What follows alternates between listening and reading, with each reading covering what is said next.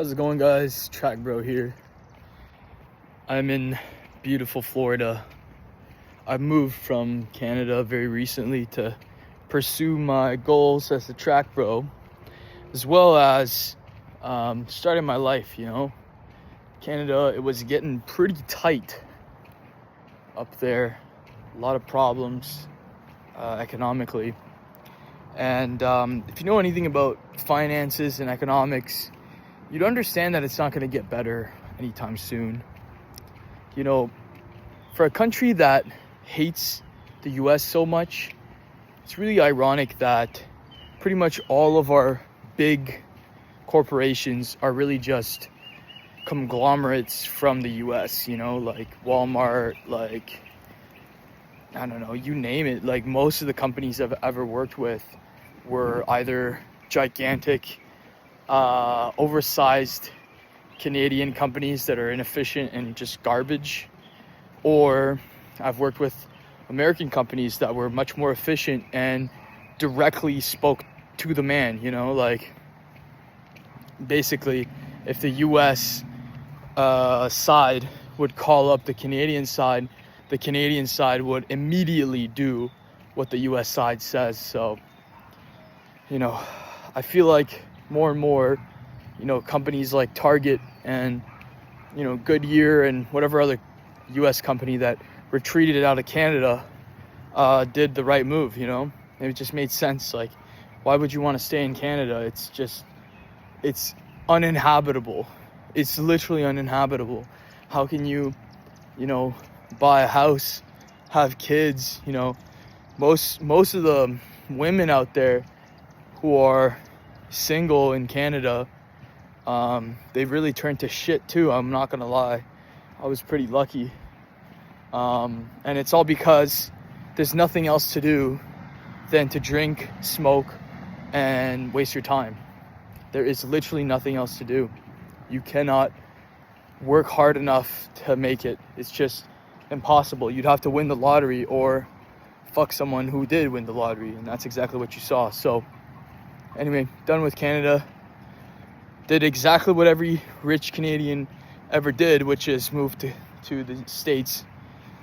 For me, it's probably going to be for a long while, because looking at what they're talking about in the politics right now, they're basically saying that if you're a resident of the States, that they're going to tax you like $500,000. And I don't want that, so I'm probably going to, ask to become a economic refugee. That's really where my mind is at right now. And I feel bad for anyone who can't do this, who can't do what I did. But 'tis life, like, at the end of the day, Canada, at least you can get a bachelor degree pretty easily. You get through the TN visa system, and within 2-3 years you can be out here, either a student visa, trying to find a job, or you could maybe even just try to interview and get yourself a job. That's really what's beautiful about Canada over like some other countries that have to do the long way. So yeah, that's my 2 cents on that. But really my projects and my projections, I'm primarily going to focus on my Mustang. That beautiful Gen 2, man. That thing rips on these streets. I mean, I can really feel it now. I'm no longer just pushing like 5%, 10%, trying to get to work, but now I'm actually giving it my all, and by God, it just pulls. And the other day I slapped the brakes super fucking hard to hit a corner properly, and it just did it like no problem. So huge difference from my Miata. That was my old track car, and that thing was awesome on the street, but really didn't do nothing on the track. Like autocross, it just sucked. So yeah, my main focus is going to be on the Gen 2. I'm going to put in a bit of work to get the suspension right. My motor needs a bit of maintenance work because it's racking up the kilometers. Now it's at 123,000 miles. Yep, I fully converted to miles now.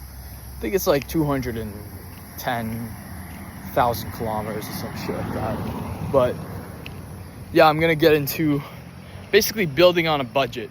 I really don't want it to shave off my paychecks too much, and I really don't have money in stocks to put in because, of course, my money is still in Canadian, and I'm kind of waiting for the right time to transfer it.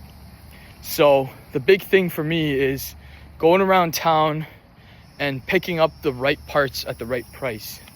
And what's great is that in the great state of Florida, this is Mustang Nation. Like, you got Mustangs, Beamers, you name it. All the sports cars are here, and they're cheap as chips. So what I'm planning on doing is just kind of going through the waves and getting everything set up. And eventually what I really want is I want an entire aluminum subframe setup. I want, heavy shocks, something competitive against like a GT350. I want to really get the rear end rigid because I didn't like how it wheel hops under like even the slightest amount of wetness. And also I'm gonna swap out my tires because I got a pretty good deal on these Indy 500s in the rear. These fat 305 Indy 500s on 20 inches.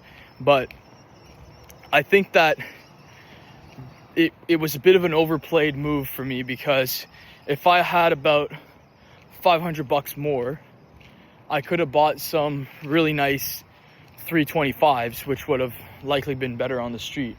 But what's cool about these Indies is that they've lasted me this long with literally no problem. The tread is still pretty good. And although they look ugly, they don't really like burn as well as like some other tires that I know.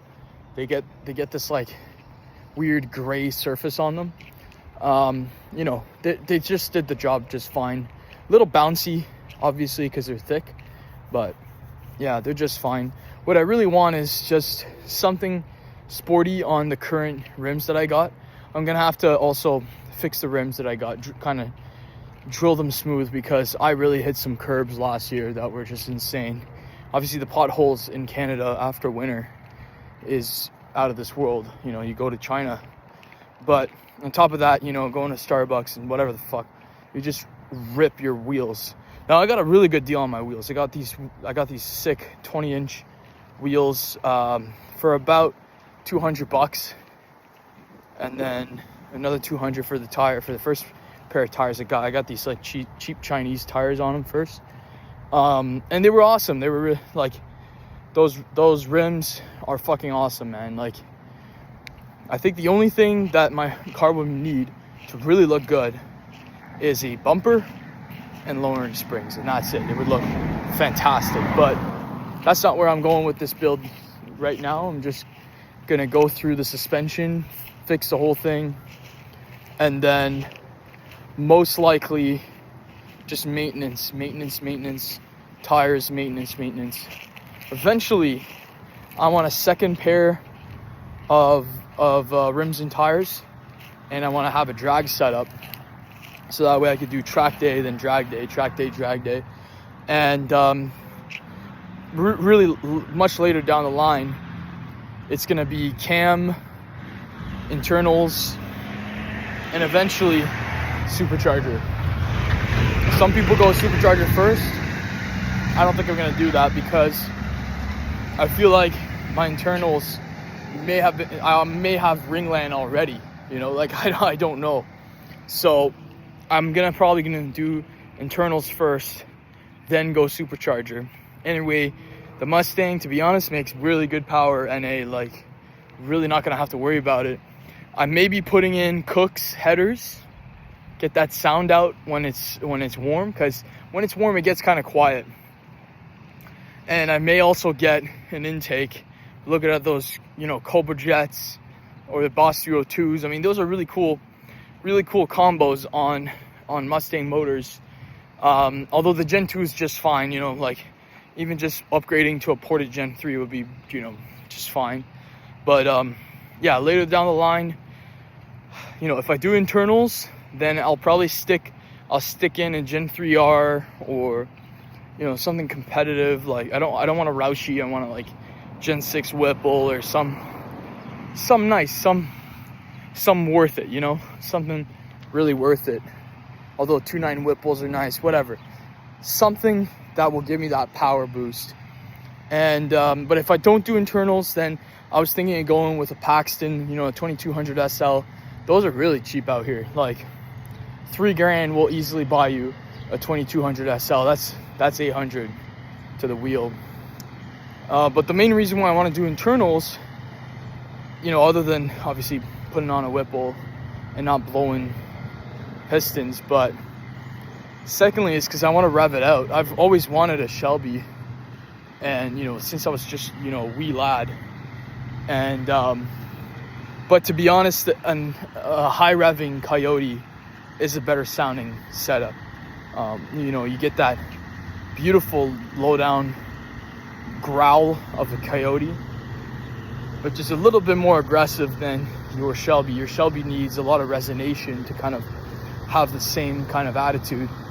If you ever hear an even firing GT350, like even headers, they don't sound all that great. I mean, yeah, Ferrari, yeah, great, but I'm not a Ferrari guy. Whereas the Coyotes sound really good down low, and then they got that Maserati uniqueness up high, and they make the power. They're like, you know, resistant at 550, no problem, nothing to do. So that's my thought process. I'll really show you guys throughout the months, potentially in the next year, exactly everything I do to it, and it should be fun. You guys should, you know, subscribe and, you know, keep an eye out for the videos, because they're coming out, guys. They're coming out.